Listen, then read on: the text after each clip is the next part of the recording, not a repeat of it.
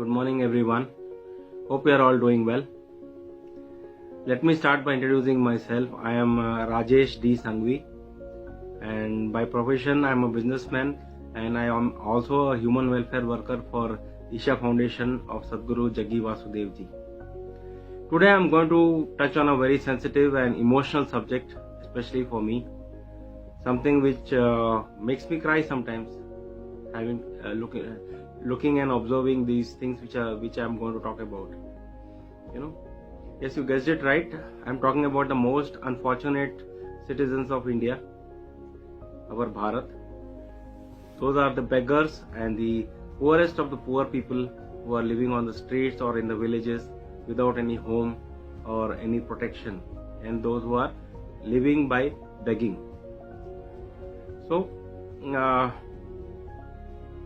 we plan so many infrastructure projects, and we want to build big roads, we want to build make railways modern, we want to buy so many welfare, we want to launch so many welfare schemes which are hundreds and thousands of crores of worth of rupees.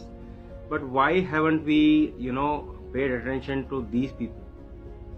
Are these people not equally citizens of India? Well, when we are in the cities, they are more visible, especially to me, because I live in a city. These people are absolutely under the mercy of nature, and they are suffering a lot. Their suffering is very, very intense, and it is very painful to see what type of life they are leading. Let me start by how they look.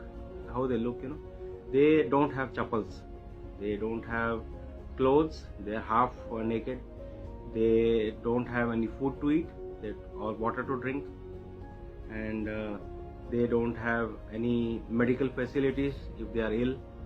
And most unfortunate thing about them is they don't have anybody to care for them or to love them. So is it not our duty as representatives of India, of citizens of India, to think about them? It is obvious that when they come to our car, they are crying. They are crying a lot, begging out of their pain. Many of them have injury, and among them there are a lot of children, there are women, there are old people, there are physically disabled people who are all on the streets, who are begging for mercy from us. And as individuals, we cannot do anything much for them, except out of so much of emotions and out of feeling so bad about them, we just hang out a 5 rupee coin or a 10 rupee coin to them or 1 rupee coin to them, and they go on begging. I have the statistics of these people. It has been taken from the Niti Aayog and Niti Aayog website, and I will tell you the population of such people in our India is 27 crores. Out of these, 21 crores are in the villages, who are having a desperate living, and 5 crores are populating our metro cities. So it is 27 crores is 20% of India, 20% of India's population. So 20% of Indian population are living in abject poverty. And as per the figures from the Tendulkar method applied in the Niti Aayog, they have their per capita spending is less than 1,000 rupees per month, and they live by begging, and they are living in very, very arduous and hazardous condition. See, even if you look at them, they are on the streets. Of course, they have nobody to take care of them, and they eat out of the dustbins. What food we leave out, we waste. Out of that, they eat food. So a lot of diseases coming there. Then they sleep on the streets. So they get a big. There is a possibility of big infestation of insects and animals who can hurt them. Then there are the environment itself. Environment and weather also takes a heavy toll on them. Think about them in summer. Summer they are walking without any chappals, so they are burning, literally burning. In winter, again they are freezing. They don't have any blankets. And in rainy season, they are going through the huge process of living in conditions which are full of insects and which are very infectious, and they can die out of that. Apart from that, they have to also contend with the pollution and the high amount of pollution that is there in the cities. And of course, there's a lot of pollution is less of a concern in the villages, but equally in the villages also they are similarly suffering. They don't have a home, they don't have anywhere to go. They are just sitting there and they are at the mercy of us citizens to dole out something to them whenever we feel bad about them. And when I see them, I really feel like crying, And I would like to tell the government of India, that as citizens of India, they equally deserve care and attention from the government. And also, it is obvious that they are not able to help themselves. The children cannot help themselves, nor can the handicapped people. The young among them who are hurt or who are having diseases, they need to be treated. And the old people, of course, they cannot help themselves. So what is it that we can do, and what do we suggest to the government and to the Prime Minister? I would like to address the Prime Minister also in this. Whoever is the Prime Minister of India, it is his duty to attend to these people first before allocation of resources to all other development activities. So don't you feel bad that our Indian villages and cities are so full of these unfortunate people?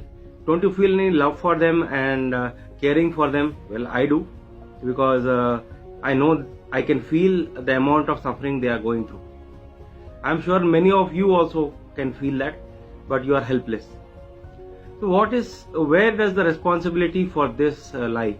It lies with the government of India and the Prime Minister. He needs to take an initiative to first identify these people, 27 crores worth of people, population, and attend to them. Among them, the children need to be taken up immediately and put in good homes where they will not be, ill-treated. And also, we need to see that they are given good care and they become responsible citizens of India. They may be kept in an orphanage, but that doesn't mean that they don't go through suffering. The orphanages should be such that they give the proper care to the children and they don't abuse the children. Then there are the women who are there, women and old men.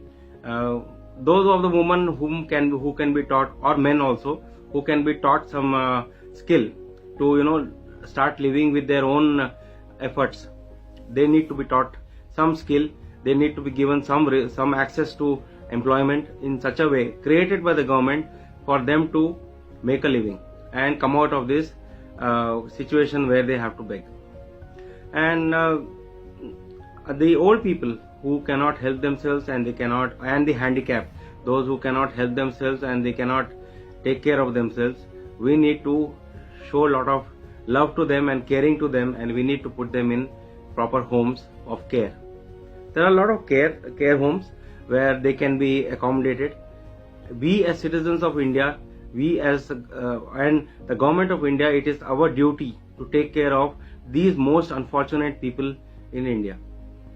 These are the poorest of the poor. They are the below poverty line. They are living below the poverty line. So we need to see that we take care of them. So this is the concern, and it is my sincere request to the government of India to attend to this problem on a very large scale, with a scheme coming out for these people. And we don't lack anything anymore. India is a self-sufficient country and we don't lack anything. We can easily do this. There was a time when we didn't have the financial resources, we didn't have the infrastructure, we didn't have the people to do this type of thing. But now, with this government and the way we are now at this present moment, it is easily possible for us to do this, to take care of these unfortunate people. And how are they different from us? How are they different from us?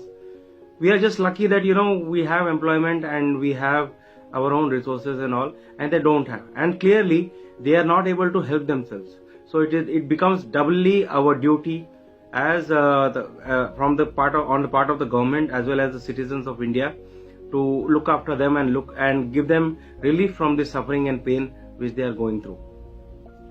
I'm telling you, it is very easy to overlook this agenda, but I'm sure that if any of you were ever to face the hardship which they are facing now, you would realize how much suffering and pain they are going through.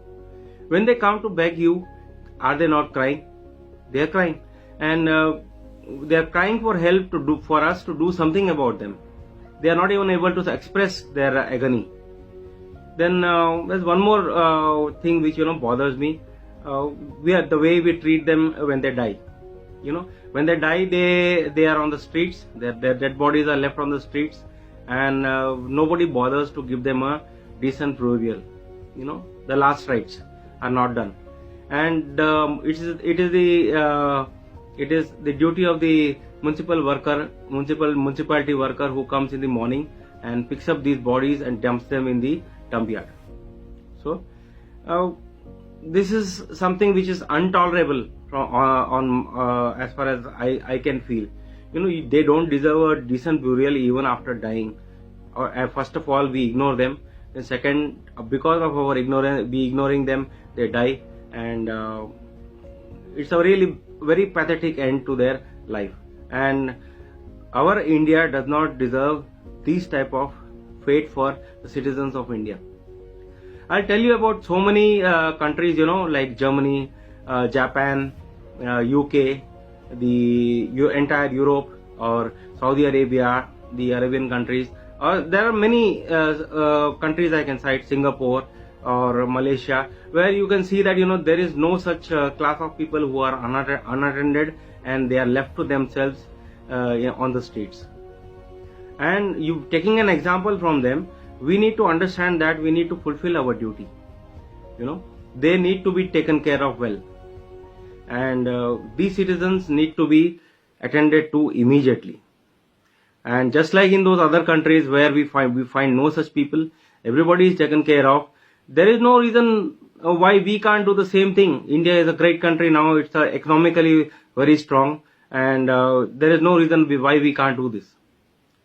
So it is my humble request to the Prime Minister and the Government of India to kindly look into this, and before allocating your resources to other schemes and other projects, to first take care of the most unfortunate people of India. We need to give them love and caring. Are they not human beings?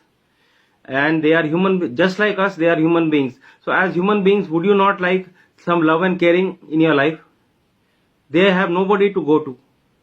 They have nothing to, they have no resources, nothing. So would you not like to love them and care for them? Wouldn't that make India and Bharat Mata much more proud of us? This country is sacred and is a sacred country, and every person living here is worth the effort we put in for them. This is a पावन धरती, हमारा जन्मभूमि है ये भारत, और यहाँ पे हमें ऐसा दृश्य देखने की जरूरत नहीं. We don't need to see such desperate and so many people in despair. We need not do that. There was a time when we could not help it, but now is the time when we can easily help it. So I once again request the Government of India as well as the citizens of India to take this up as a call to action in our country and help out the beggars. The government says they are trying to remove the poverty remove the suffering of our citizens of India. Now, if these people are suffering and nobody is attending to them, are we doing really a good job of that promise? That election manifesto, it says that we will take care of poor people, we will take care of those people who are in need, those people who are suffering. So are we really doing any justice to these? We may be doing a good job, but are we doing really justice to India, our Bharat Desh, which is a sacredest country, which is a sacred country in our nation? So are we really doing great justice to that? So we need to see that, as a top priority, the government takes action, and with the help of the citizens, takes care of these people, love them and care for them, and give them homes and give them skills and give them the resource. Let them have chappals, let them have clothes, let them be given water, medicines for their cure. They should be taken to, if they need medical attention, they should be taken to the hospitals and treated properly, and make them a regular part of the electorate, the regular part of the citizens of India. Thank you so much, and namaste.